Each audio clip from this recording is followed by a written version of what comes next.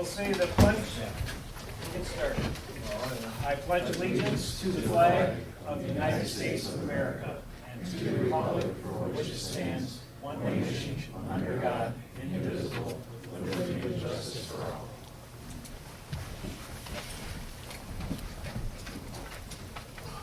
Okay, welcome everybody. Board members, make sure your mics are on. And speak loud and clear so everybody can see you, or hear you and see you. And our roll call tonight, John Daniel is not with us. He is on business tonight, excused. And we have before us the approval of the agenda. Do we have any additions or deletions? Mr. Winsley? Yes, we have two additions. The first one is we are making a motion to add an additional bank to our list of two. So now we have Chase and Comerica. We're going to add Huntington as well. Okay, where are you inserting that? So we'll put that number, that'll be number 9 on business items. And then we have another motion, an amended memorandum of understanding regarding the PUD rights and obligations. And then we'll make that item number 10. What's 8? And we know what number 8 is, Yes, what we had to do is on item number 3, we had to make that 2 motions instead of 1 because it was too complicated. So we're going to make that, so 3 becomes 3 and 4, and then everything moves down.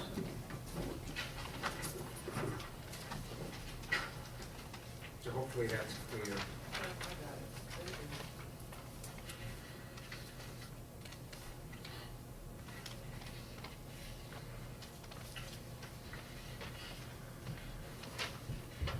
That's it here. All right, any other additions or deletions? Mr. Plato? Okay. All right, if not, all those in favor of approving the agenda, say aye. Aye. Any opposed? So tonight we have with us the GFL representatives are here tonight, and so we're going to give them a little bit of time to, Dave, I don't know, or Clark, or Anthony, whoever wants to start, feel free at home, we don't bite, so come on up and you can turn to the audience, whatever, and I'd like to hear, I'm sure most of you know that GFL has bought Advanced Disposal, and so far these gentlemen have been very kind and very easy to work with as moving forward, and I, as the supervisor of the township, have seen a lot of improvements of some of the issues, especially with our neighbors and people with issues of the odors, and so I appreciate all the hard work that's gone into this. So go ahead, Dave, take it away. I appreciate the opportunity to give Gary a call, and since the state's loosened up here, I thought it was kind of time for me to come to board meetings and introduce myself and just kind of give you a background on things we've done there. But I'll introduce myself first, and then some other members of our team. My name's Dave Seegert, and I've been in the landfill business for 35 years. I spent 25 years at a large company here in Michigan. I moved to Ohio for 2.5 years, and I moved back from enemy country there in October to join the GFL team.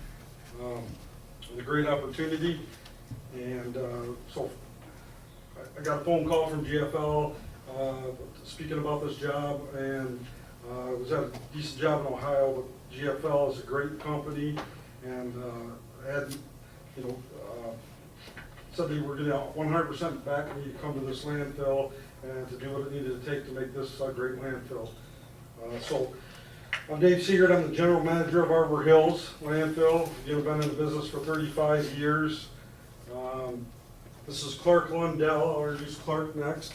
Clark's been with GFL for a couple years now. I've been in the business for 35 plus years. I've worked with Clark for many, many years at a different company.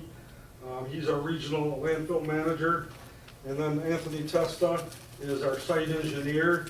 He's been in the business for about 7 to 10 years, 15 years altogether, and he's on site all the time for support. For me, Clark's there all the time also.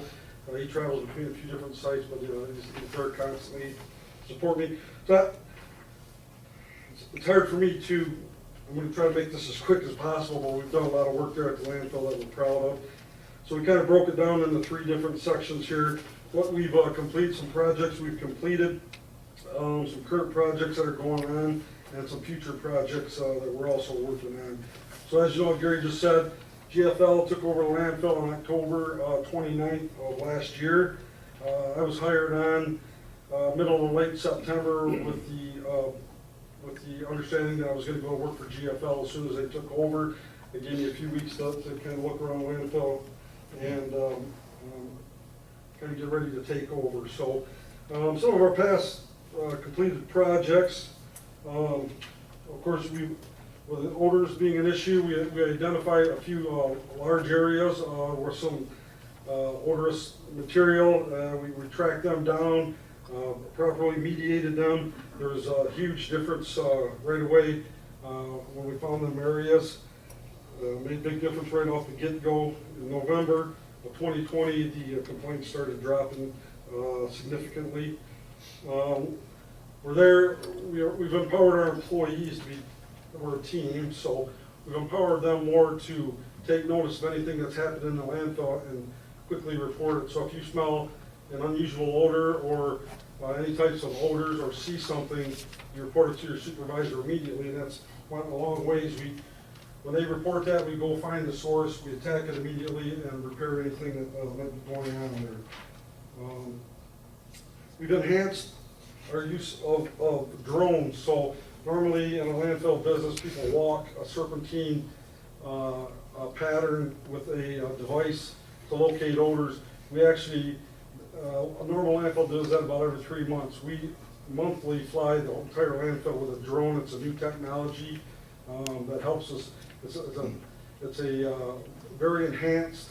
It was kind of started at Arbor Hills as a trial and a development, and we continue to use that through the years. That's helped out significantly also. We also started recently, sorry I had to keep my notes, there's so many things here, but we've also did what we call enhanced monitoring, where we monitor something. So if we find an odor or maybe an issue with a wellhead, we go to that source, we repair it, then we step back and we do what we call root cause analysis. Why is that odor there? What happened? What can we do to make that not happen anymore? We want to be very proactive at the landfill. As you guys have seen the past few months, we're very proactive on what's going on, so we want to see, not just go fix it. It's great that we found it, but we also want to know why did it happen and what can we do so it doesn't happen in the future. We've installed a leachate pretreatment system to reduce solids and PFAS that goes to the local POTW. We've also enhanced some operator training. I brought in a couple fellows that have worked for me for a very long time. One has 20 plus years experience, another one has 35 plus years experience. And we're doing some great operator training. We got a great team up there that does a great job. It's like a football team. You can have all the great running backs and quarterbacks and wide receiver. We've actually brought in coaches to help them. He specifically works for the quarterbacks. He works for the wide receivers. So each operator, we have great supervisors there that can go work with them individually and make us that much better. So we're just continuing to enhance our team at the landfill with great experience. And I've also brought in some GPS on our equipment, great new technology. We work constantly to update the technology. There's so much technology out there, great technology. So we're taking the landfill and we're bringing all the new technologies to landfill. Now the operators have GPSs in their cabs that they had before. We brought in a better system where they can, it shows them compaction, everything's put to grade right away. They actually have a computer screen in their compactor that is system, and it's live, so they can see how they're doing as they're doing versus you do a quarterly flyover to show what your compaction is, and then you got to try to think back, what did we do for the last 3 months. They can actually see what they're doing as they're doing it. It's a great technology.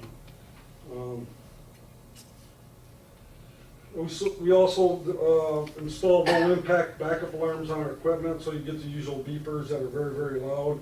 The last couple of months, I purchased low impact backup alarms for all equipment. So it almost sounds like a sick backup alarm. My supervisor, when I first put it on there, kept calling mechanics up there saying there's something wrong with it. But it's a great technology. Again, when the machine's backing up and you're there, you can hear it, but it doesn't carry to the neighbors, so it's a very low impact on sound, so that should help with any beeping and intrusion of noise from the landfill. We also went across the street to the gradient ponds. We emptied one gradient pond, and we actually took a back truck there. It took a month and a half. And we actually backed all the sediment out of the pond, cleaned the pond. Again, that's doing the right thing. GFL empowers us to do the right thing. We're not, by regulation, we don't have to do that, but it's the right thing to do to keep the ponds clean. So we spent the time and did that. And we have one more to go, but we have one of them done. We've also enhanced our inspections of all the landfill gas collection infrastructure. So we do more regular inspections, and when we do find something on inspections, we attack it right away and fix it right away. We're not gonna fix it next week or next month. If there's something that we find, we immediately get on it and get it fixed. It's just kind of the way I do things. If there's a problem, let's get it fixed. So current projects, we're working on gas construction project. We're replacing, we're putting in 31 wells. Some of them are replacing, some of them are new. And many miles of gas piping that goes to them wells to get that to the gas plant. So we're improving our well field, and we'll continue to do that. We're installing a new 980,000 gallon leachate tank, and what that's going to do is that's going to help us with our biological treatment before we send it to the POW, so it gives us more capacity, and we can spend more time treating, and it gives us some leeway in there to where we're not working with any full tanks. We also upgraded the power and the water supply to the leachate tanks. That was a big upgrade for us. We're implementing a robust SCADA system to monitor and control our leachate pretreatment and discharge processes. So that's all going to be capable Wi-Fi on your phone. Everything will go to a phone or computers where we can see everything as it's happening. Again, that's a big upgrade on our system. We're trying to get with a 2021, so we're upgrading our technology again. We're also installing a new on-site weather station to assist our air modeling assessments and our odor mitigation, so we can tell right exactly where the weather is, and if we get a complaint, we'll be able to look at that data and try to follow that back to the source, help us become better at that. Future projects, the public drop-off, we're going to do some more upgrades to that. That's been changed around a little bit, but we've got some upgrades coming to that. Cell 6 construction will be starting in December this winter. We'll be constructing another cell. We've also tried to communicate better with the community, and we do send out emails we try to send out emails to give everybody a heads up when construction's starting, when the flare's down, to keep everybody in the community updated if there's something happening at the landfill that's unusual. We're going to install a new perimeter odor monitoring system that should help us run down odors and direct us in the right direction if we do have them. We're redoing the MRF that burnt in 2016. We're spending a lot of money on that. GFL spent $24 million on 3 facilities right here in Michigan for recycling MRFs, and we're going to continue. Recycling is very important to us. That's why we call it Green for Life. So the company's willing to invest a lot of money in getting that thing running right. And there's a potential for a new RNG facility, which currently landfill produces electricity. We're in negotiations right now, possibly turning that into a renewable natural gas plant and stopping the electricity part of it. And actually we make pipeline quality natural gas to put right in the pipeline. So kind of fast, I don't want to hold everybody up. I appreciate the board taking the time to listen to me, and I'm available at any time. I have cards If you guys have any questions, I can do my best to answer them. Connie, you have a question? What's the verse? It's a acronym for a recycling facility. So we'll take paper, plastics, and cardboard, and they sort them out, and then they resell them as a commodity. Okay, you're gonna do that there on site? Yes, there's currently there was a MRF in operation before me in 2016.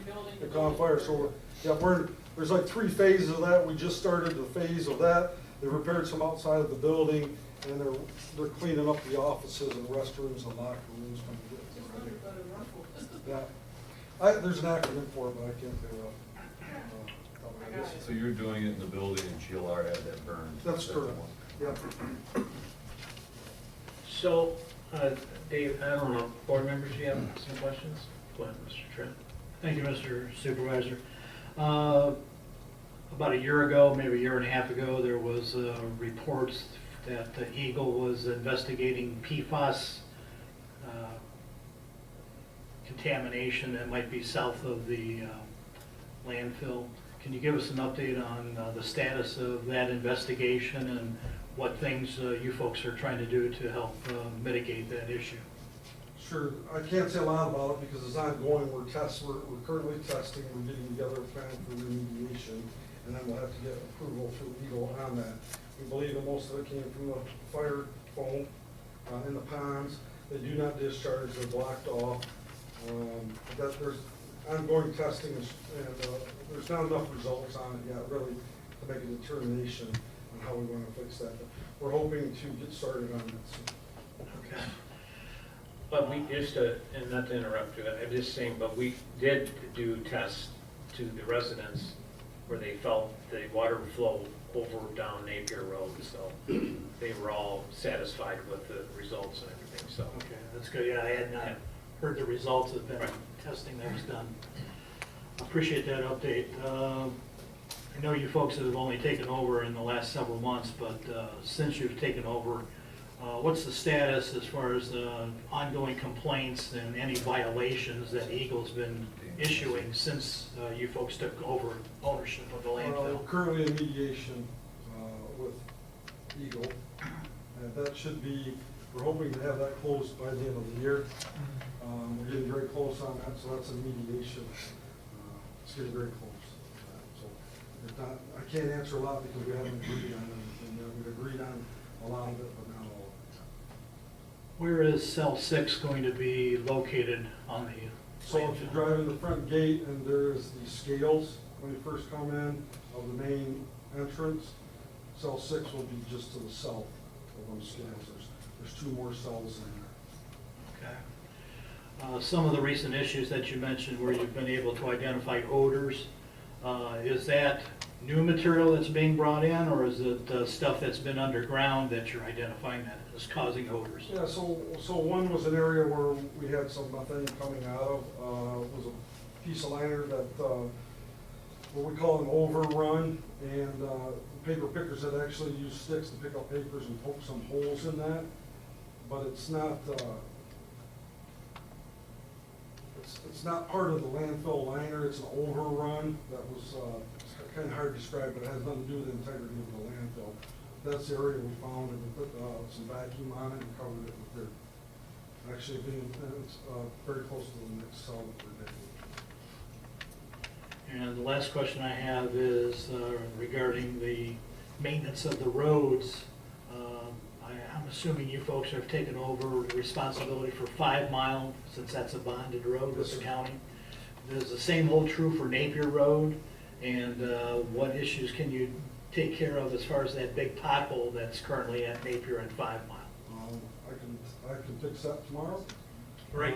And I know when I first got there, I had a gentleman come to me a couple times and complained about the mud on the road. It's been a little bit of an issue for him, and I explained to him what I was doing, give me a chance. But I said, I can promise you one thing, you won't come back and complain to me, because I'll take care of it today and figure it out. And I think, done a good job of keeping mud off the road. We try to walk that Napier Road once a day to remove any litter that might have blown on that. I also had him walk down 5 Mile Road towards Northville. So we want to keep the area of the landfill and surrounding roads clean, so get any reports of any garbage anywhere, we'll get it cleaned up. Thank you. Yes, sir. Any more issues with our Attorney General, Dana Messel, and the neighbors? Yeah, that's what's in, we're in mediation with that right now, so it's ongoing, but we're getting very close on it. Dave, when you get around to the gas plant, Yes, sir. you're going to be washing, I understand that that's washed with water. What do you do with the water once you've washed it? I'm not really, I know kind of enough to be dangerous right about the plant, so I ran another landfill just south of here. That was RNG, it was one of the very first plants built. Technology's come a long way with these RNG plants, but their water was trucked off-site to a water treatment disposal facility. But it's, everything's non-hazardous. More, and I can't give them details because I'm not sure of the design of the plant until we actually sit down and negotiate that. We will do that, then the details kind of come later, whether it'll be permissible to go in the sewer or the hall also. Okay, good. Yes, sir. Some of these items that you talked about, like the RNG plant, potentially, I know you can't really talk about it, and the perimeter monitoring are actually, you maybe won't answer this or not, but are actually part of the settlement with Fortistar is negotiating with the U.S. Department of Justice, and you're negotiating with the State Attorney General, and you're hoping to have settlements on both of those. But part of these improvements, and we're hopeful that they do come to fruition, but are part of the settlement you're negotiating. Is that not true? No, the RNG plant has nothing to do with any settlement. Not part of Fortistar settlement? Well, Well, maybe part of Fortistar settlement. So they're Not a whole part of separate ours. entity. Yeah, we're not party to that arrangement. Okay, but I believe it is part of Fortistar settlement, maybe correct me if I'm wrong? No, we're not really involved with that, so we don't know for sure. That's, I try to only speak in facts, and I don't know what to be a fact, so. It's like you talked about the PFAS, we did report that to Eagle. It wasn't like Eagle went and found it and came to us. And then the PFAS was found to be being discharged to Johnson Creek, was it not? That I do not know. I can't speak to that. I, truthfully, I'm gonna look over here at the other two gentlemen, Well, PFAS was detected in the detention pond which discharged to Johnson Creek on a regular basis. to an unnamed tributary to it, yes. If you study PFAS, and I'm not an expert on PFAS, it's in rain, okay, I study, it was in its cap. PFAS is everywhere, the landfill does not produce any PFAS. It's not produced by the landfill. Again, I'm not an expert, but I can tell you that the landfill does not produce PFAS. It's from any type of waterproofing, carpeting, the rain X you put on your windshield, it was in a lot of things. I just got it, if you guys have a violation notice, public knowledge, it's on the Eagles website, that you need to respond to by the end of this week, that says you discharge PFAS to Johnson Creek. I'm not making this up. No, And I know you're that's- aware of it, because if that's- you just, that's if you what- do that's comply what by they- the end of That's this what week. they've alleged, right, that's what they've alleged. Absolutely, you're correct. Okay, so they've alleged it, you're gonna disagree with it, is No, what you're no, saying. we didn't say that, we're gonna study the situation. You're just not gonna answer. No, we just can't say that for a fact that we did. I mean, we're not here to argue, we're just here to talk in facts. Dave, explain the leach tank, what, the 980,000 gallon leach tank, what, I'm not an expert, explain that process, and then where is this tank gonna be sitting at? So currently, when you go about down Napier Road, there's a big blue holding tank like you see on farms. It's the same type of like a Herbistor. That one's about 500,000 gallon, Anthony. 500,000 gallon. Our leachate goes in there, we treat it out of there and then discharge to the sewer. This other tank's gonna allow us, there's many different ways we treat, but part of it is just we circulate the water in there, and that helps with ammonias and some other type. I'm not a water expert. Again, I know enough to be dangerous, but it's just gonna allow us more capacity and treat water longer. But it'll be located just directly to the north of the tank that's already there. So it'll basically be a tank farm right there. Okay, so this current tank will sit there, and this will be another tank? That's correct. Yep, it's just an addition to the one that's already there. It gives us more capacity. Board members, any other questions for these folks? Dave, also, the odor complaints. I know we've talked, how many have we had recently? So off the top of my head, in January, we had around 9, and this is just kind of trying to go from memory. We've had single digits for probably 3 of the last 6 months. We had an episode where we had about 1 month, there was 20-some, 17 of them were on one day, and we did find a wellhead that came off, and we went and remediated that, did our root calls to see what we could do so that doesn't happen again. There's another month, there were 30-some, and there was some some Bradford pear trees that were blooming in some neighborhoods, and unfortunately they smell like rotten garbage. So we had about, I think, 36 that month off the top of my head. And then last month we had between 30 and 40 last month. I can actually, we speak in facts. I'm not, you need to raise Very your much one. improved. Oh, It's okay. much improved. I'm gonna speak Right. nicely about it. It's improved. That's why I'm having to mention that, right? Appreciate it. Because I see it too. Yes, Okay, sir. One more question. all right. Hi, Dave. You mentioned earlier about treating the water goes into the sewer. Yes, sir. Is that a Wayne County sewer, or is it going into Johnson Creek? It doesn't go to Johnson Creek, it goes into a sanitary sewer that takes it to YCUA, Yucca, and Ypsilanti Water Treatment. Okay. We don't discharge directly to the creek. Okay, thanks for clarifying that. Board members, any other questions? Gentlemen, thank you very much for Appreciate it, being much here. time. And, I'll leave my cards here too, All if right. anybody, on the back table, if anybody wants my card and has any questions. I know there was one question, I'm surprised that's come up, Ed, about the weighing of the residents. So we were beginning to weigh the residents' cars, we have to record all tons, we want to be very accurate on that. And we weren't capturing them like I wanted, we were capturing them. But I know I took the complaint into consideration and actually found out another way to do it to where the residents can come in and they don't have to weigh out. We kind of figured out another little process, because we do dump them boxes and we get the weight off that truck. So we'll take certain vehicles that are not Salem, we'll weigh them, and then when the truck weighs that box, we can subtract out and get that weight. So try to help out the residents. But I appreciate any input to try to make things better out there.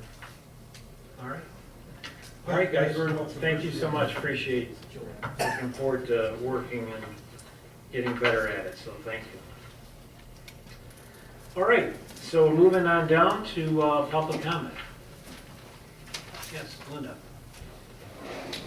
So years ago, when I first entered public life, I was given some advice, which is never to take on a responsibility that's not yours.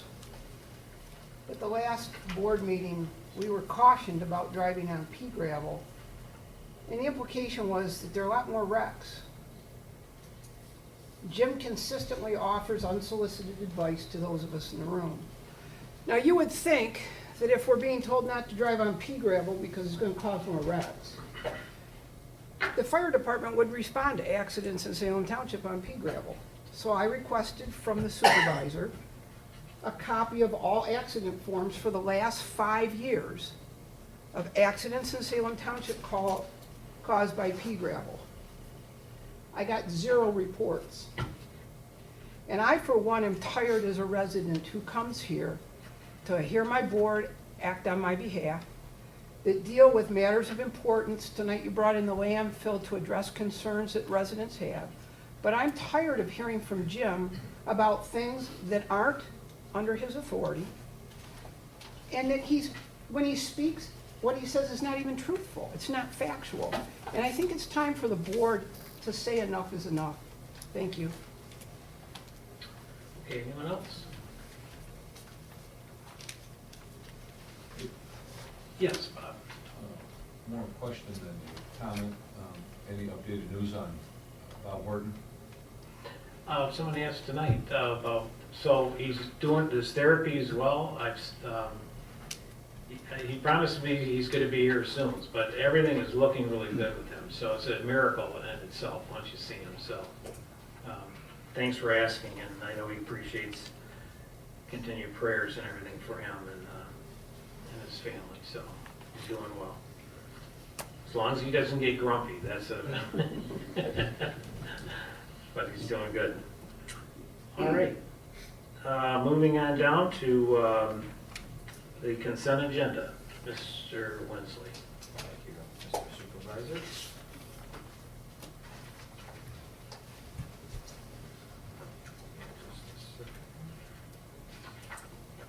There we go.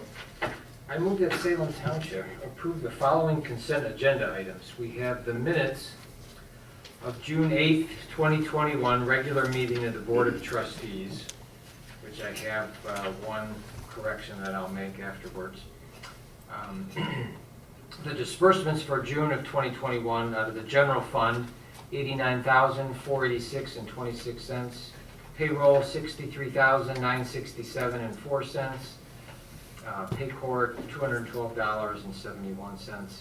Sewer fund disbursements, $27,658.70.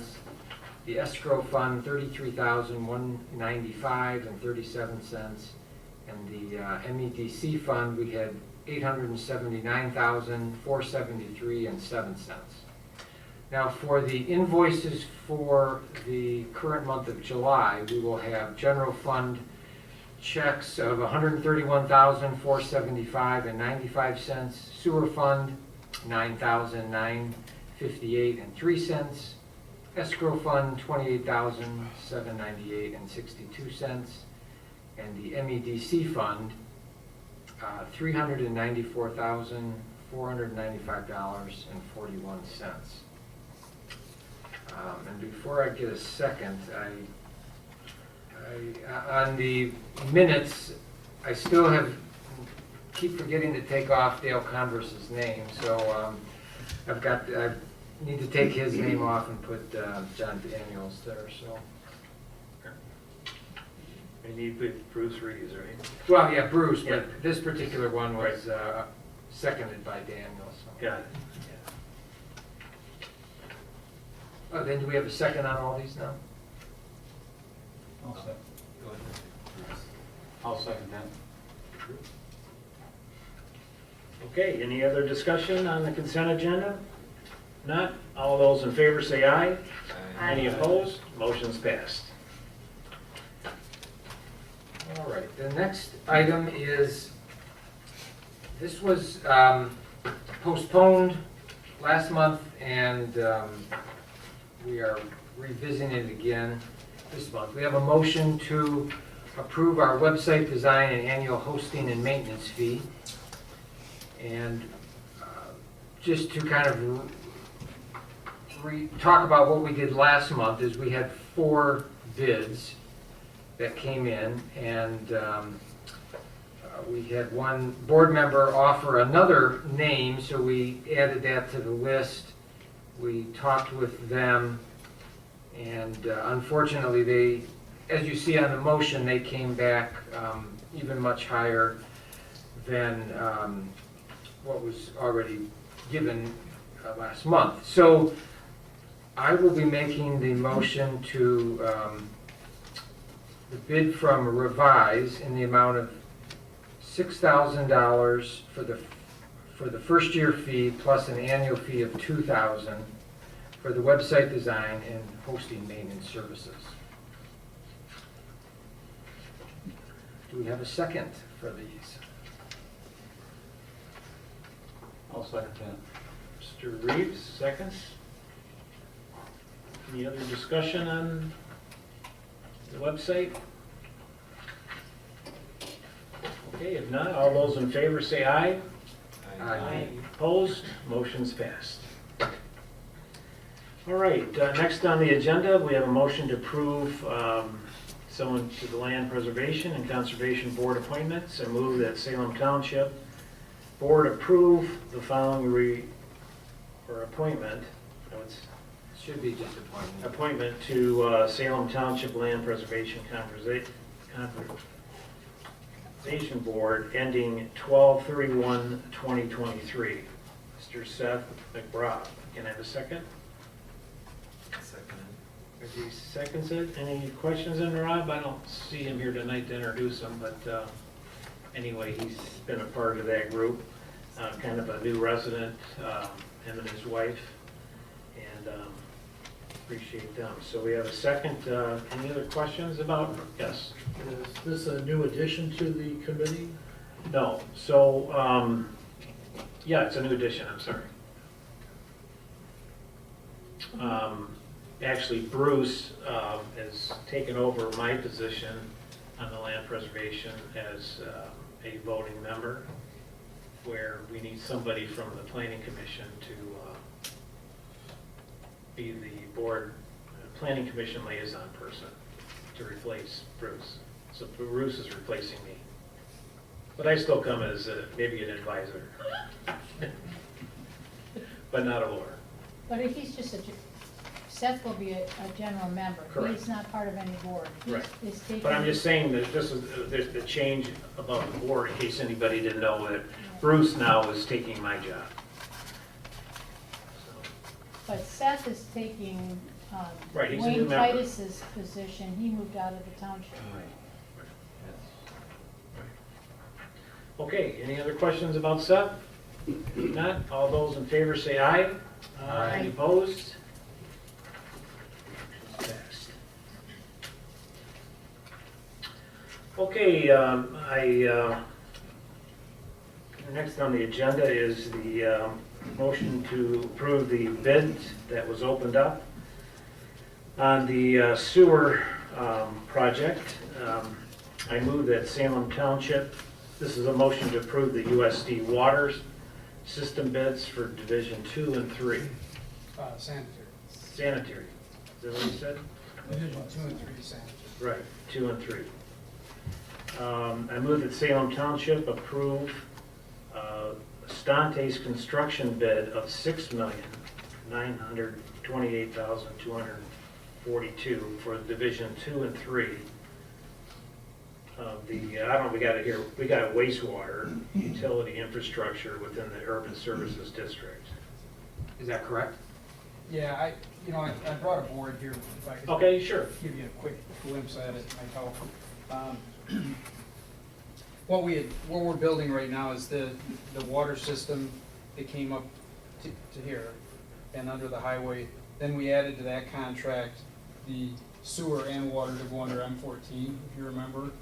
Now we just bid Division 2, which is the pump station up here, and Division 3 will be the sanitary gravity flowing down to that pump station, and then the gravity from where that left off on down to Joy Road, the sewer. So that's what. So Division 2 is this, Division 3 are the 2 sanitary lines. Okay, but it doesn't include the second pump station. That's the Joy Road pump station. That's a It separate does one. not include that. Okay. That's, I think, number Right. 3 or something Yeah. like that. Yeah, sorry. Good. So that's the 2 and 3 that was quoted at almost 7 million, 6.9. Yeah, 6.9. Right.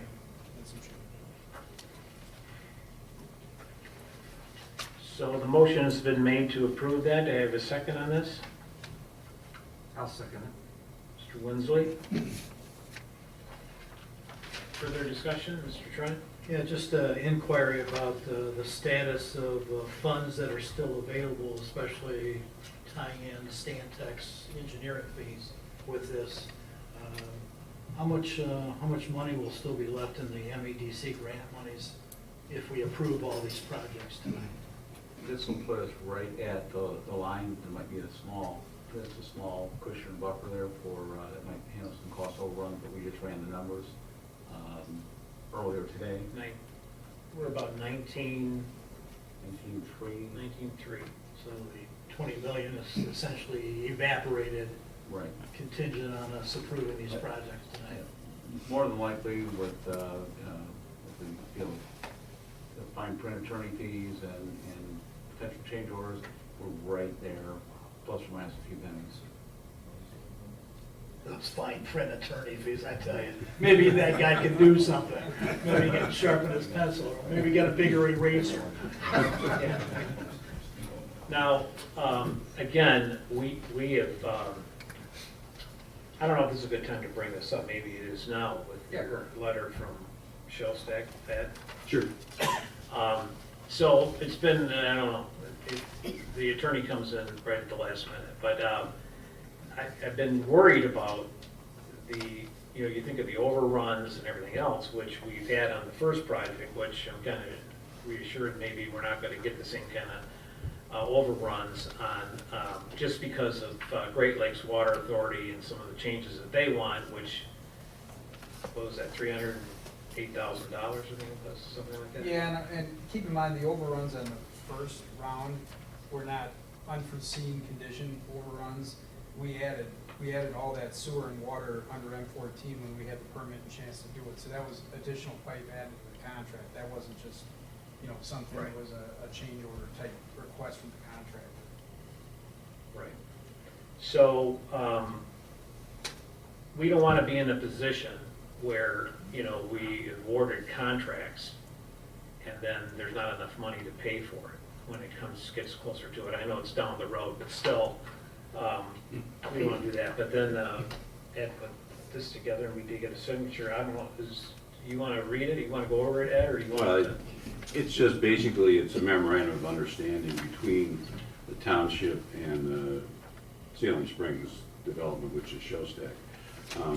That if for some reason the state were to pull back some of the grant money and the total 20 million would not be available, Shellstack has agreed to be responsible for any cost overruns. Once we begin this project and enter into this contract with Stante Construction. So for some reason the grant money wasn't sufficient, Shellstack has agreed through this memorandum to pay any additional funds that, without there being any liability for any of those costs on the part of the township.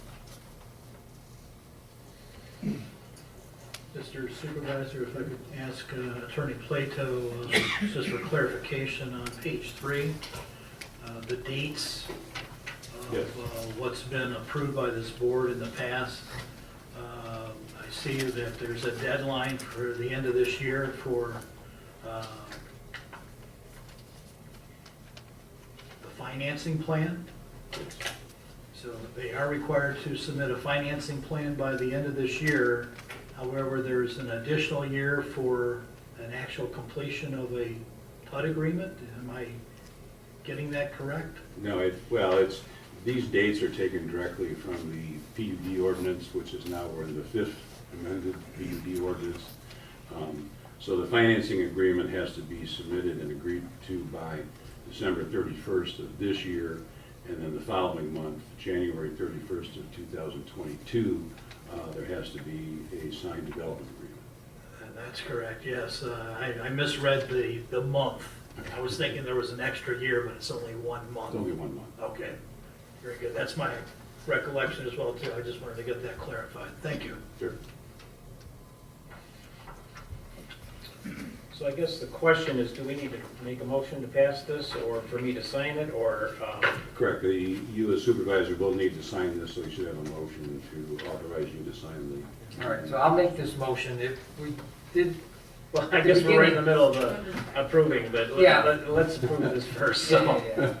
This makes me feel better, this Okay, agreement. this right now, we said it would be item number 10, so if we just hold, All right, talk hold about it, it, hold hold on. it. All right, hold on. Okay.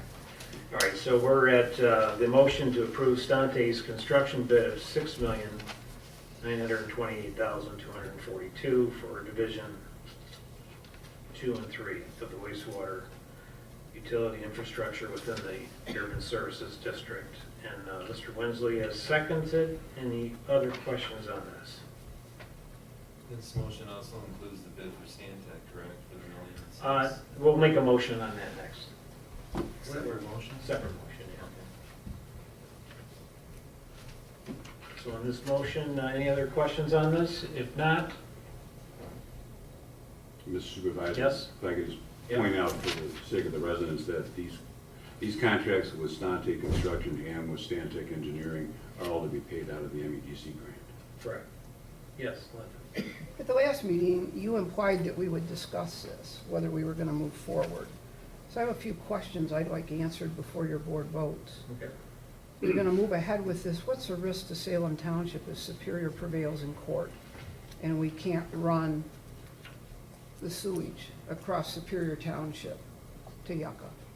I'm a strong believer in home rule, and I'm very concerned about the precedent that we're setting, that we can go into Superior and tell them what's gonna happen in their community, because I'm concerned that someone come to Salem and do the same thing to us.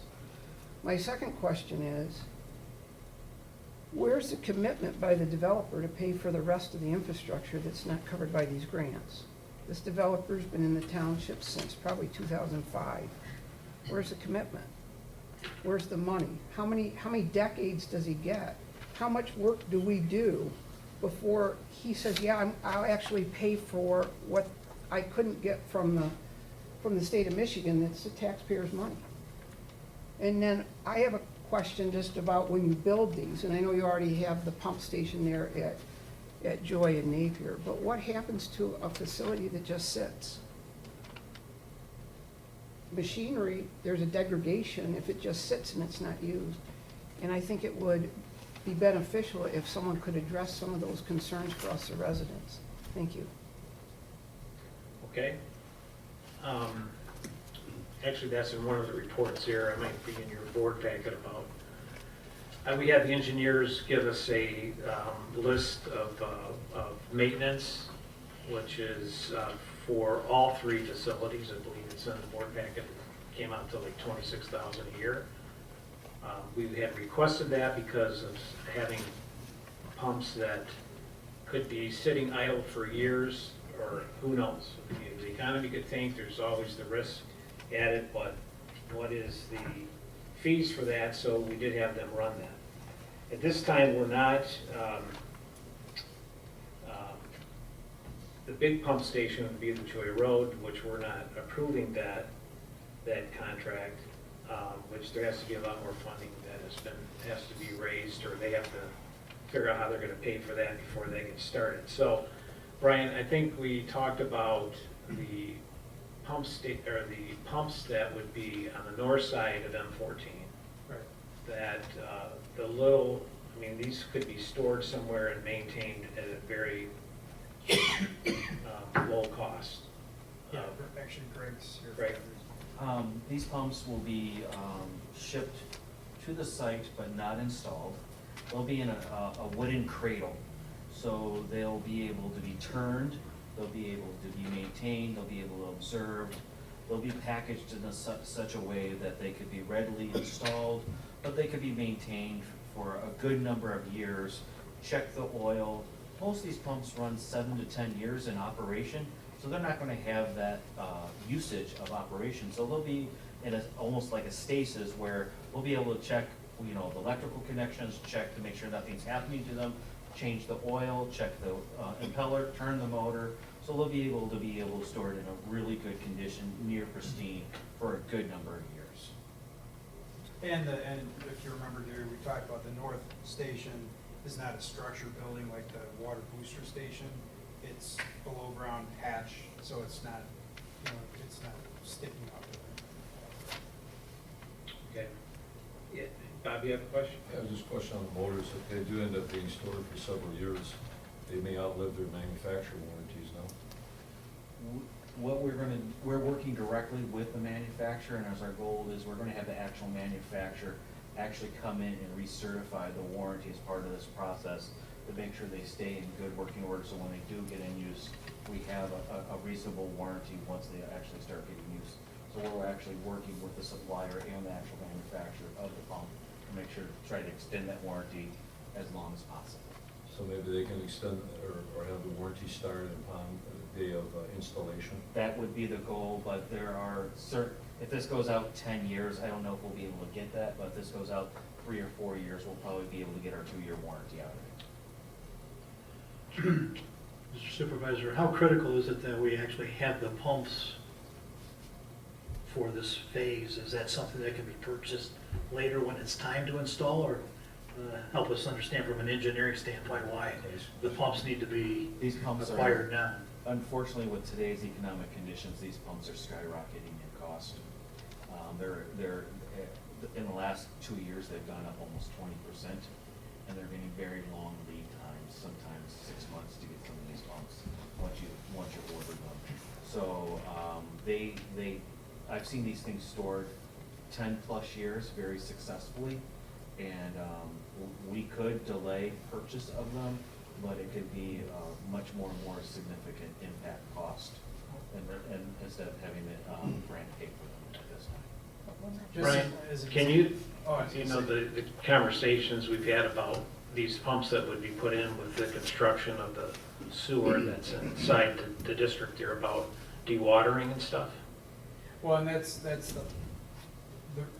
yeah, I was just gonna say, back to the escalation cost.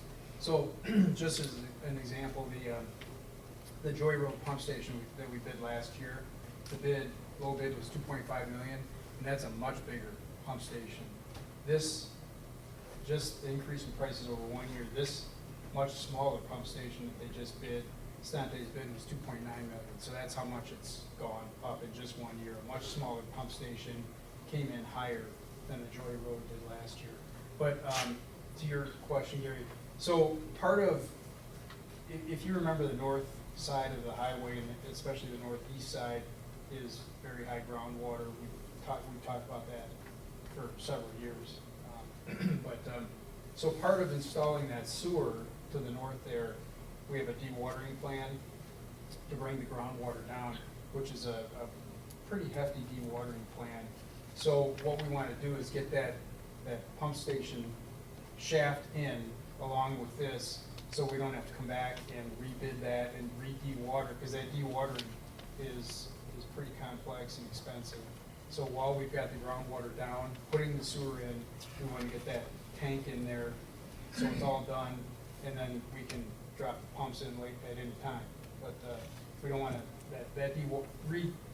re-going through that permitting and everything for the dewatering, the discharge of the dewater especially, the regulations are changing every year, and it may not be as easy to get that permit yet.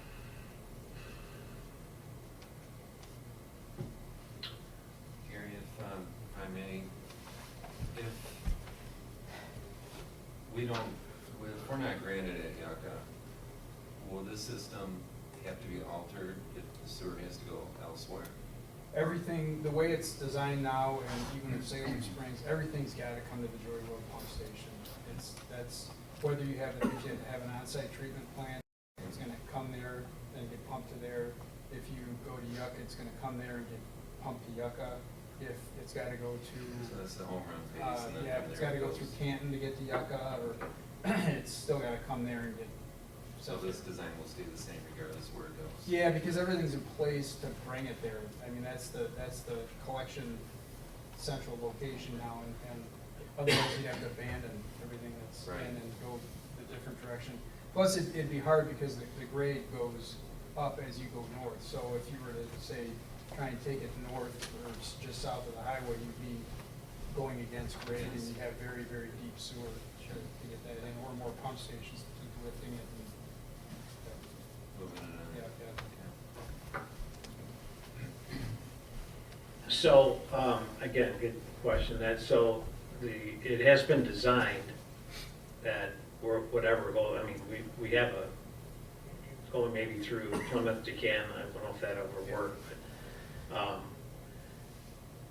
but if everything else fails, then we have, the wastewater treatment plant, Yeah. which we don't want, but, But the central collection location will not change now, because we've already headed down that road, with pipes in the ground. All right, thank you.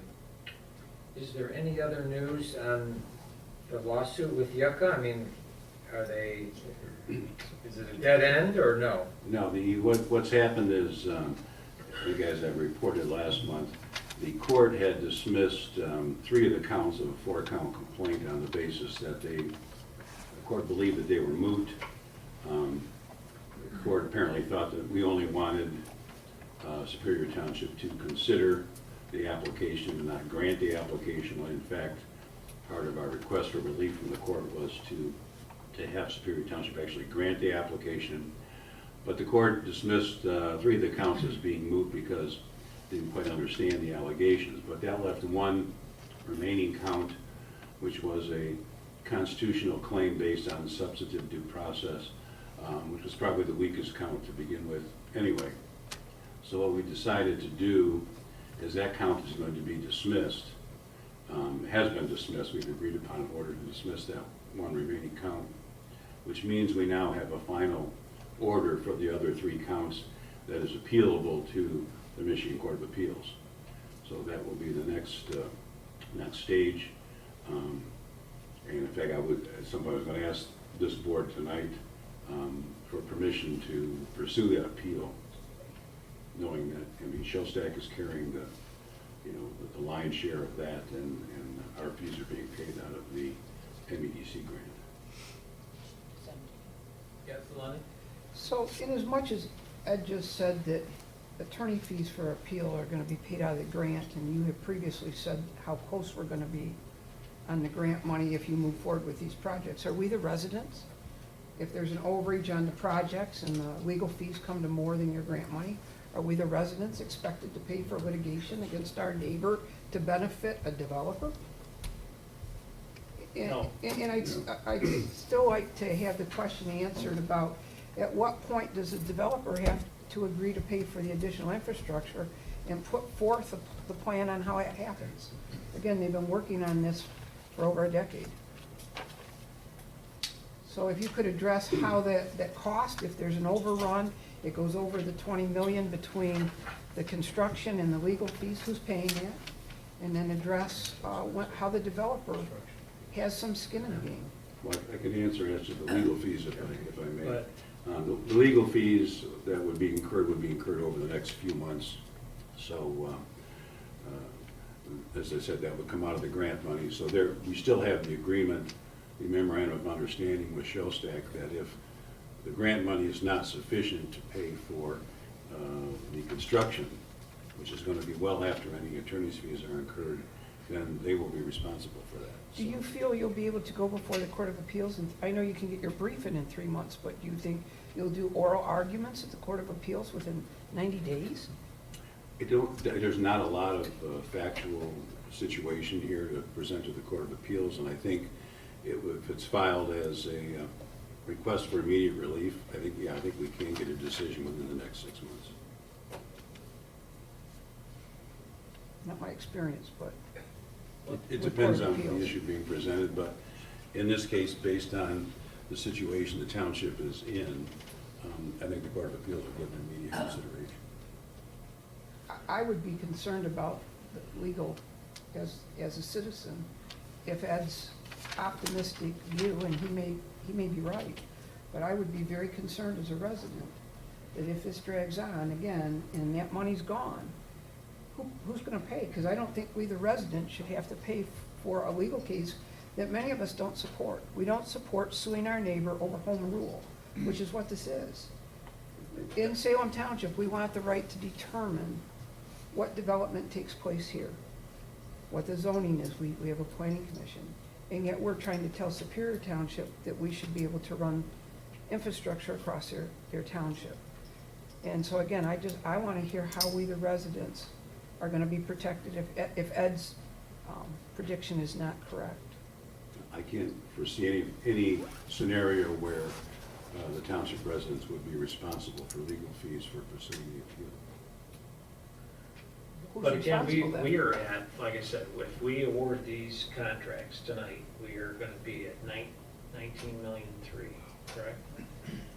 So, and again, we're talking, but before this is done, we're talking, what do we talk about date-wise, Brian?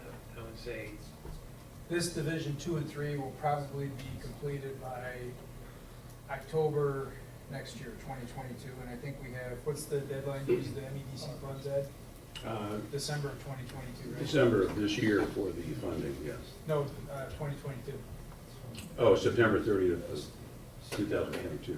Yeah, so it'll be completed, the plan was to have it completed by that, at that time. Just a quick comment about what Linda's saying.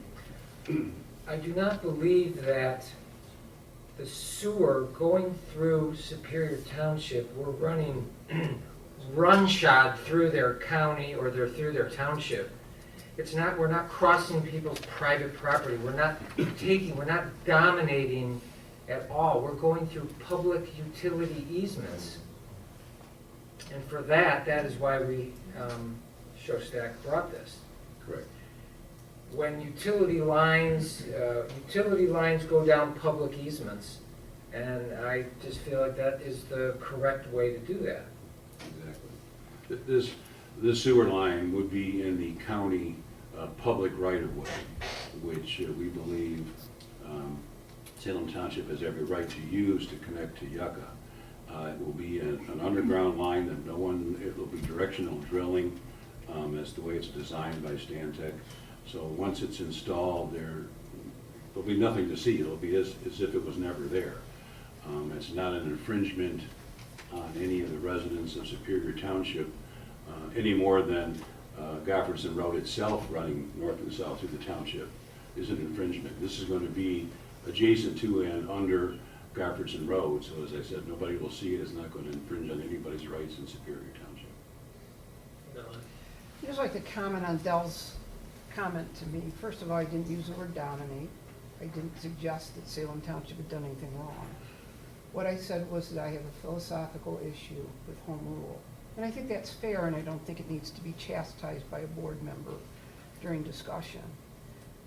I don't own to the edge of the road on the property that I own in Salem Township. I own to the middle of the road. It can be a public right-of-way, but it is my property to that center of the road, and it's no different for the people in Superior, and I'm not here to argue whether you should run sewer. That decision was made long ago. My issue is not, now that we've made the decision as a township, you've already made that, you've invested money in it. My issue again is about home rule. I don't want someone to come to Salem Township and say they can do this, and to use Dell's example, because it runs in a public utility corridor. That's a philosophy. It's right for me, I didn't say it was wrong for you, and I don't think it's right for board members to try to characterize what the public has said and mischaracterize it. I didn't use words like domination because I don't mean those, and I'm very precise, or try to be, with what I say. And so as I try to be respectful for your decisions, I simply ask that I be treated with that same respect when I speak. Thank you. I have one comment. This is very similar to what happened in Canton. Canton had put a moratorium on any development to the west as far as sewer and water went. And all it took was really a developer coming in and going to the judge, and the judge forced them across that road. It's a fact, so we can just, and it was in the right of way, and it was supposed to be protected, but they couldn't stop it because a judge just said, I'm sorry, we're gonna tap in. So. Yeah, I think to answer that though, I think Salem Township and the engineers have done making sure that our neighbors are protected as this line's going through, because it actually costs more, I believe, to have a force main go through Superior. It's gravity fed through Salem, but once it gets there, it's force main. Therefore, it's really hard to tap into a force main to protect that from ever happening. And then I thought that, I don't know if we talked about this before, but our attorneys came up with a great plan to say, you know, the conservancy groups to do a consent judgment to say that, you know, put them in the judgment to say that nobody can tap into this line if that's what they're worried about. Because from day one, from Ken Schwartz and our lunches together, is that they were concerned about this. And what our attorneys came up and said, well, let's name the conservancy people in in the consent judgment to, if that would make them feel better. But anyway, they turned that down too. But I thought that was a great comeback from our legal team to theirs. So you think that? And they were gonna consider it. I mean, that was, we left here thinking that was, Yeah, they seem receptive to that at Yeah. the time we all met.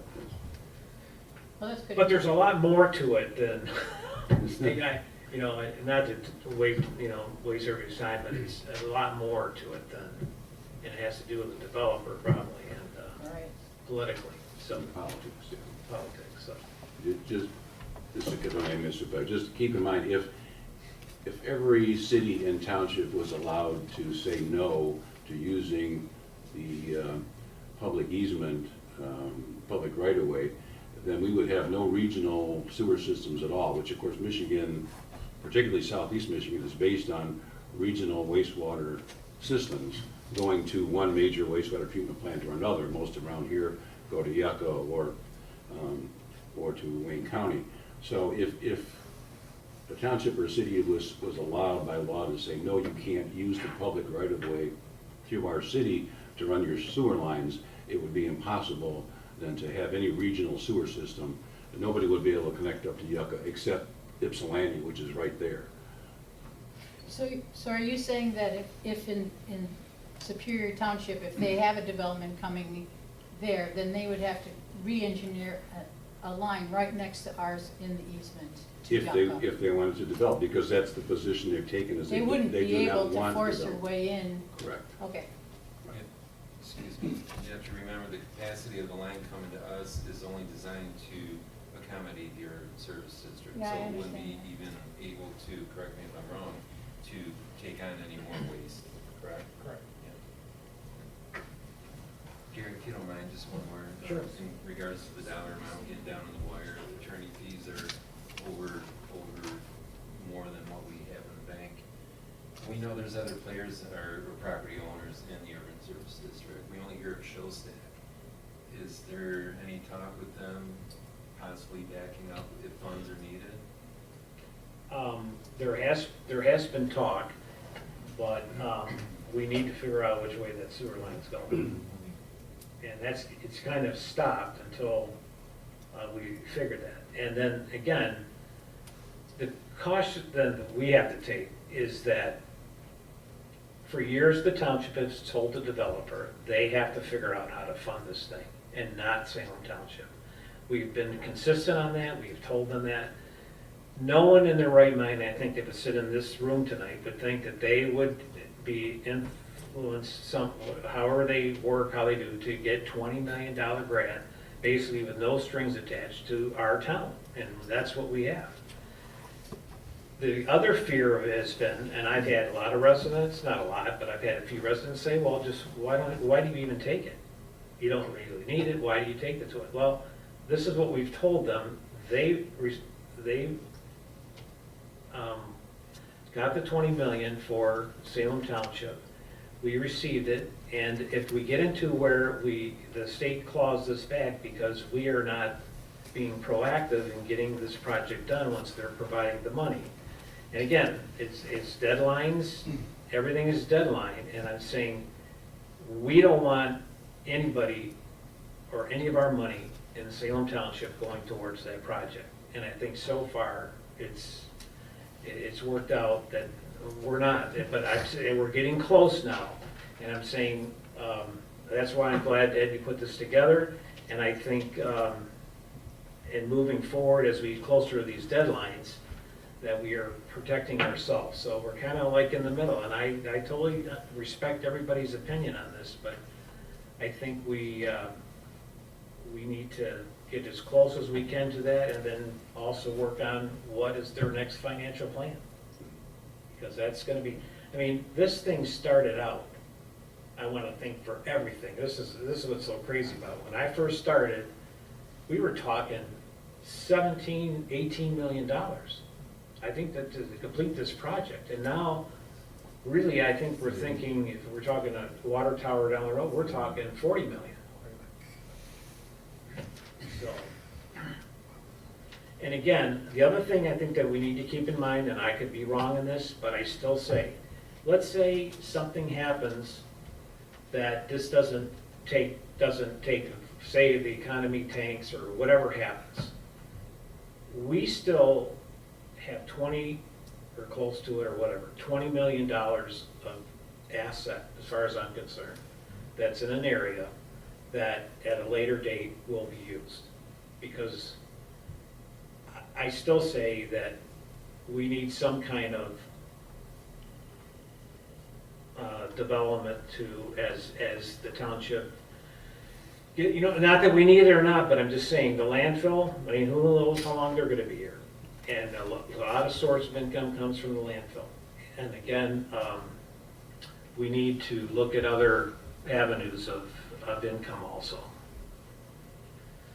So, yes. Gary, if I could just ask one question, because, maybe 6 months or a year ago, we had the discussion about where do we utilize this $20 million to begin with? Do we put it all into water? Do we put it into sewer? Do we divvy it up? It looks like this proposal is we're divvying it up. And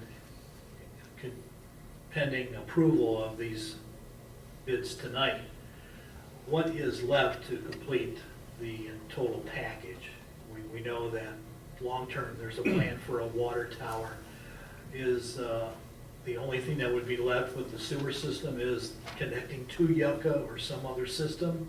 Or is there more sewer infrastructure that needs to be invested other than just a 7 or 8 mile line? So I guess to make it easy, water is, once this is completed, the contract that's currently underway with the booster station, water is all in with the exception of the tower.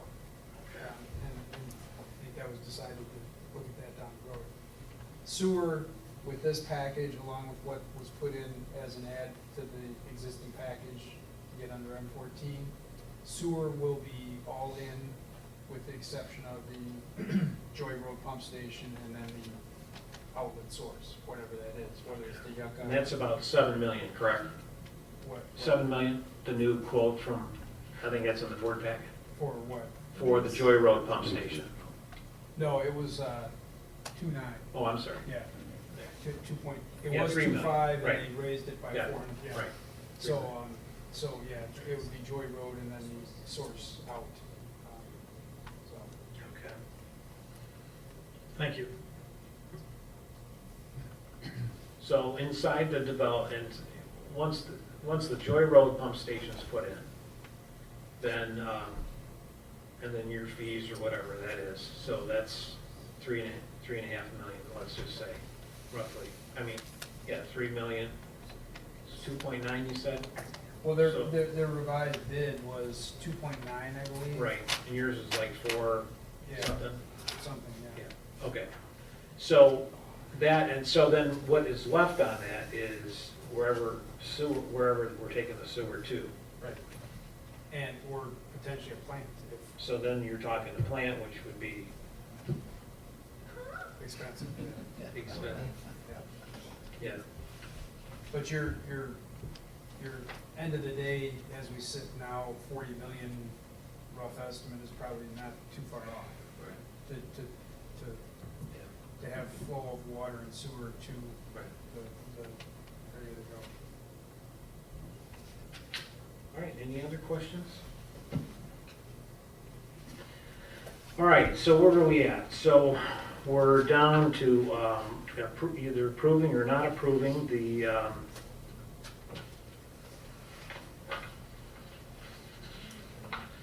bid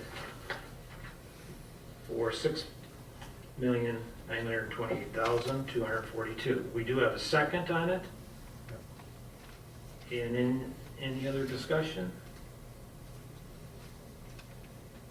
So if not, I think Mr. Winslow will do a roll call vote on this.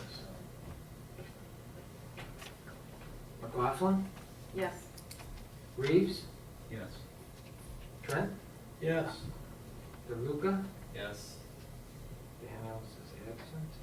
Wensley, yes. And Whitaker? Yes.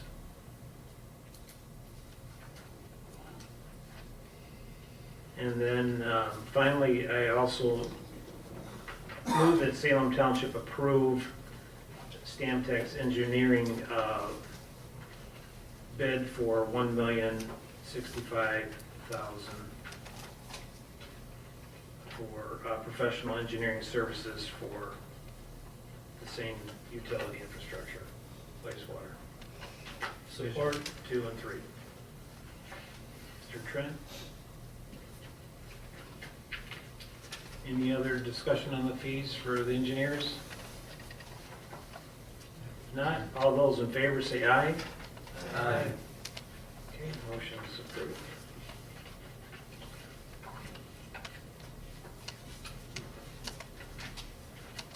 All right, well, we kind of, there's, in your board packet, there are other discussions on letters of the pump stations that we talked about down the road, so I don't know if any of you want to discuss any more of them tonight, but it's all in your board packet there, what the future of stuff needs to be done.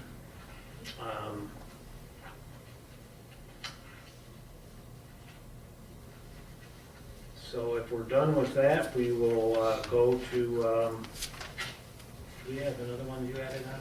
The amendment. Zoning ordinance amendment, Right, accessory structures. yes. Did we, No, so that's up, where is that on the, 8, it would be number 8. number 8?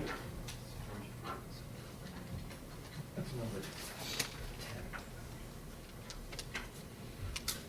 10. Okay, this is a motion to adopt the zoning ordinance on accessory structures. TJ? Okay. I move that Salem Township adopt the zoning ordinance amendments for Salem Township incorporated into the Salem Township zoning ordinance sections 2.03 and 3.01 to update the number of accessory structures that are permitted based on parcel size and specific regulations for shipping containers to be used as accessory structures. Also included the draft minutes of 4/19/2021 and 6/21/2021 Planning Commission meeting and the ordinance resolution. Can I get a second?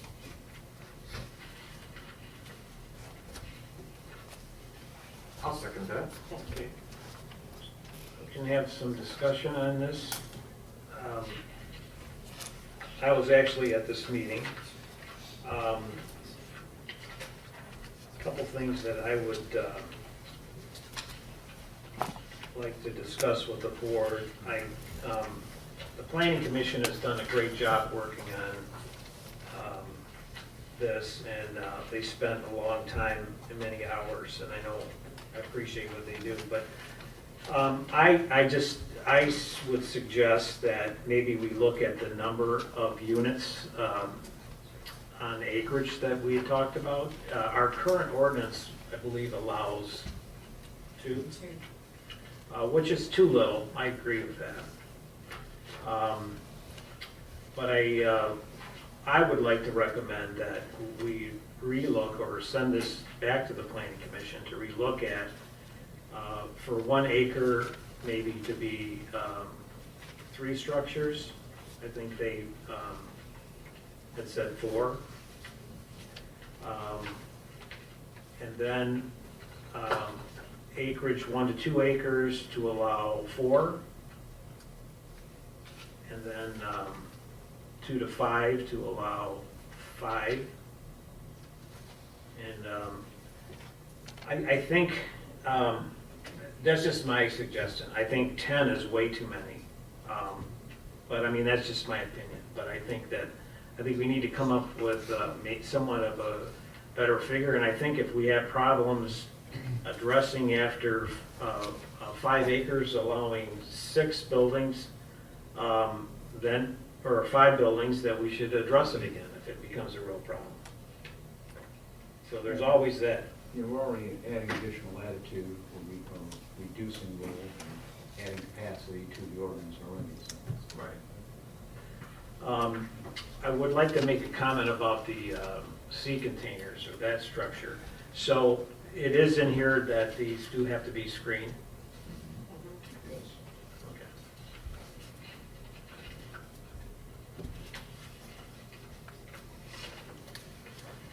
Any other thoughts, I'd board like to make a members? few comments on it. Yeah. For one, I agree about the amount of the accessory buildings per acreage, 2 to 5 acres, six units.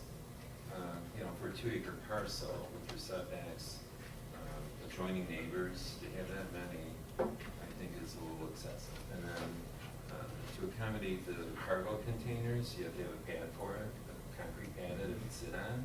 So I'm just trying to visualize this. If I had 2 acres, which I do, I could, according to this, have 6 of those pads scattered throughout my backyard with these containers sitting in it, correct? I think it's a little excessive. Second of all, the cargo containers. It's spelled out right here. Cargo containers means any container fabricated for the purpose of transporting freight or goods on a truck, railroad, or ship, including shipping containers. I think these shipping containers scattered throughout backyards is gonna look like a shipping yard. I don't know why we would even personally, me, think of accepting shipping containers for accessory buildings in residential backyards. If I have a 2-story house and I'm overseeing my neighbors from a distance and I go out on my balcony, if he's got 6 of those containers scattered throughout his backyard, they might be screened side by side, but the tops are gonna be visible. Are they gonna plant grass on top of them? It's just my thought and my view on shipping containers. I personally think they belong in a shipping yard and on trucks and railroads, not in residential backyards. If it's a farm land, it's, you know, accommodates these for certain reasons, for farming, I think it's be appropriate, but for a backyard and a residential residence, I don't personally think I would accept or want to look at a shipping cargo container next to me. Okay. Just for information purposes, generally speaking, what's the normal size of a shipping container, or do they vary in size? In multiple sizes, I don't know, you know, I don't think I've seen the size in here that you have to withstand to. Things managed for 8 by 32s up to an 8 by 40, and then some can be as tall as 9 foot. I know a lot of my carpenter crews have these set on site for their job trip, because they're quite safe, thief safe, I guess, in other words. And they take them with their SkyTrack, place them job to job, and use them for their, you know, to store their generators and air compressors and whatever nails, etc. But they do vary in size. Height, I think they would maintain a certain height, and I don't know what that is. That's my thought. I guess I never really knew if shipping containers were allowed or not, but we did have one incident where the planner and I approached the person who had them, which was a total disaster in the back. But by making them put the 2 shipping containers together with a pad underneath and putting a roof on it, it really was a nice looking building. But I mean, the cosmetics of it was, you know, and they just agreed to do that, and it turned nice. But to have a plain shipping container, I think townships are having a big problem with them all over, because they're doing it, so but Are they using them for like living space? no, they're using them for storage. Sheds. You know, out west, they are building homes out of those open Yeah. sea Correct. containers now. In Detroit, there are. Yeah, Detroit too, yeah. Yeah.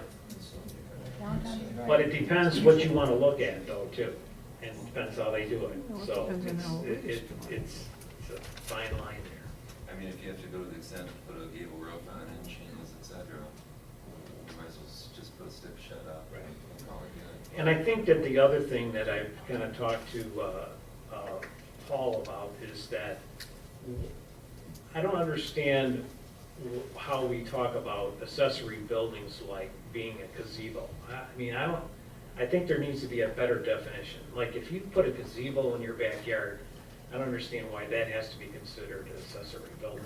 Exactly. Good point. A doghouse, accessory building, or you put a play structure, accessory building. I think there needs to be a better definition to what that consists of. So, I don't want to put more work on the planning commission, but I would recommend that we just maybe, I don't want them to get mad or walk off the job, because then we're in trouble. So, a couple of them are here tonight, so they're smiling at least. Possibly revisit this and see if we could come up with something different. Yeah. There are a couple things in here, again, besides the vegetative screening, it does mention that shall be architecturally compatible with the character of the buildings in the area as determined by the planning commission. There's some, again, we don't want the rusted out one. There's also, to put a shipping container in will require a building permit. Our building inspector could, because of the size, our building inspector will hopefully engineering and the structural compatibility. Because again, keep in mind, most shipping containers are used containers that are no longer suitable for shipping are now being sold for storage. Sure. So again, I find that also potentially, who's going to watch to make sure that these containers are structurally sound and safe and not rotted out floors. So that all has to be done through the building, and the building code does allow him to demand testing and or engineering plans or anything of that nature showing that they're structurally sound and capable of doing the task, and have to be, at least at the time of approval, cleaned up, to that respect. However, I also agree with you on that one. I want to look at them over, from the second floor look. Correct. And we do have residents that although they are on 2-acre parcels, they abut each other in a way, and, it's two-story house. I think you'd see them quite easily visible. So some of our parcels get very narrow and deep, so therefore, you still can be very close to your neighbor, even at 2 acres. Well, again, I publicly want to thank the planning commission for addressing this, and it's definitely, I think, just by having two is not really enough, and I think to give look at it and allow more accessory buildings and getting the, maybe talking about the definition of what, if it's a shed or it's a detached garage and stuff like that they should look at. So, I don't know if we need to make a motion to send it back to the planning commission. I don't think we've ever done it before. Yeah, we should make a motion. How do we do that? 9 years ago, I don't know how to do it. Simple motion to refer it back to the planning commission for further consideration. You got that, Del? Yeah. You just don't know that first. We have a motion on the floor.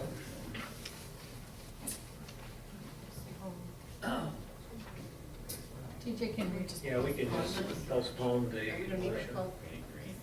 Well, since you're not, You can withdraw. We can withdraw, but I mean, you could postpone it, but then you'd have to be to a date certain. You don't know how long the planning commission is going to work on it. So better just the action would be on this particular motion your decision would be to refer it back to the planning commission for further review. don't you have to withdraw the motion that's on the floor? She's got a motion on the floor. Okay, so somebody would have to make an amendment to that motion that's on the floor. Or withdraw it? Just withdraw it. Just withdraw it. What was your question? Just withdraw it. You don't have to make a motion. The maker of the motion can withdraw the motion. No, technically not under Robert's rules. We don't operate under Robert's rules. We're not a parliamentary society. So, could- you seconded it. I seconded. I guess. You can And withdraw. I think you should hire Linda as a paralegal.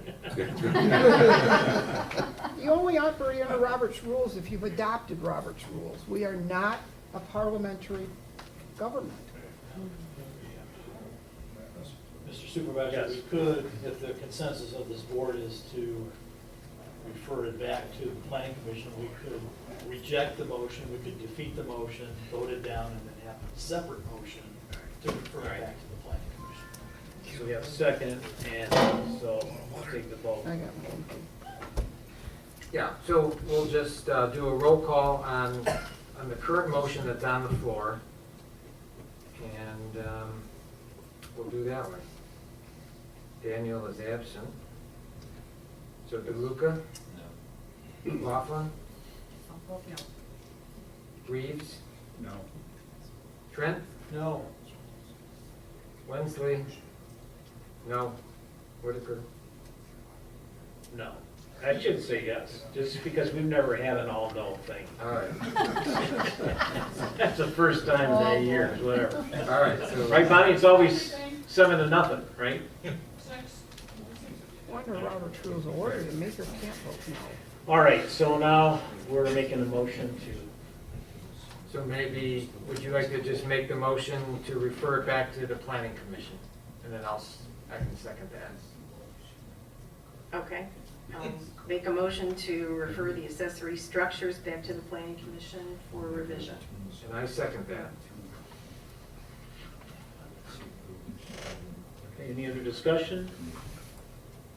Can the concerns be added? Some of our comments? Sure. So the planning commission can obviously take those into consideration.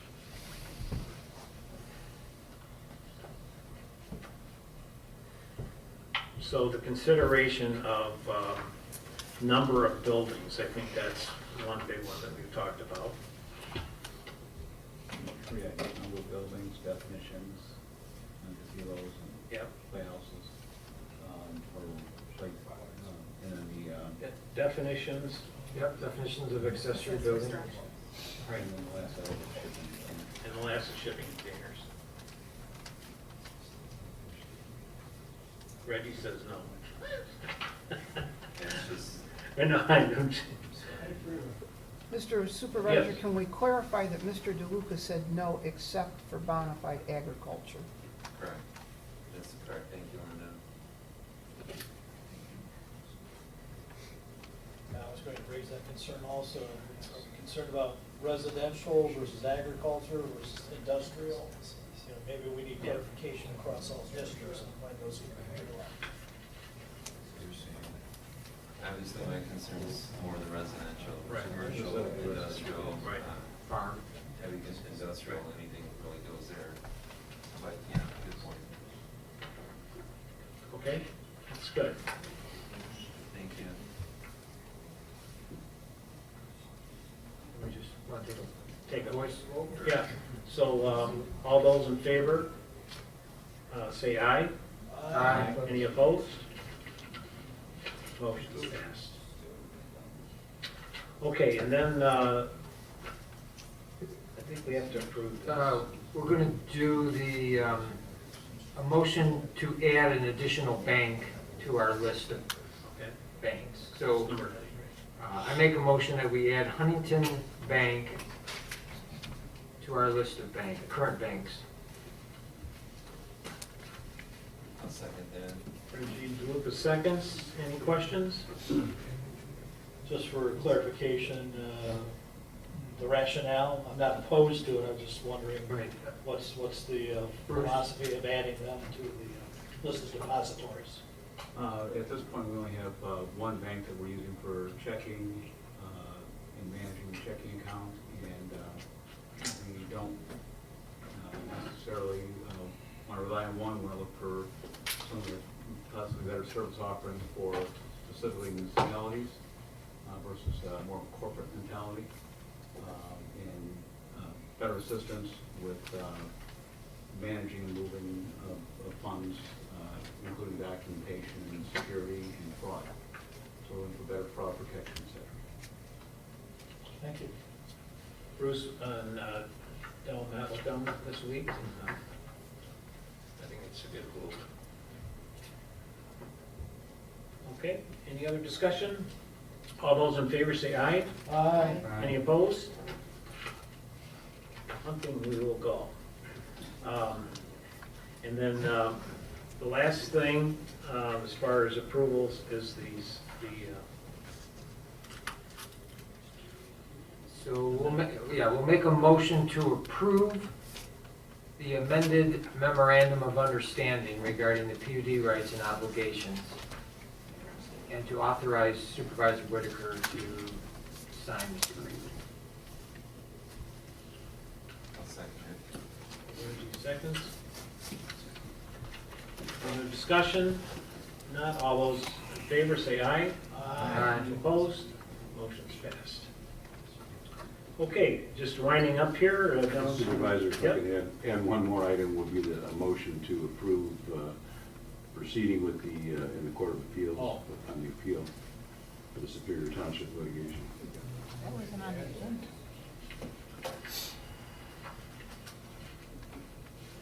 Repeat that again?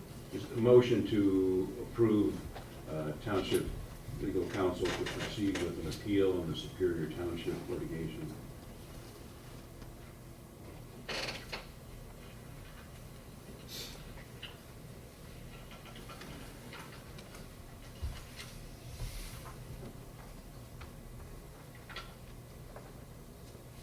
Okay. Okay, I will second it. Who made the motion? You can make the motion. You made the motion. Oh, okay. You just made it. I'll make the motion, and Mr. Whitaker will.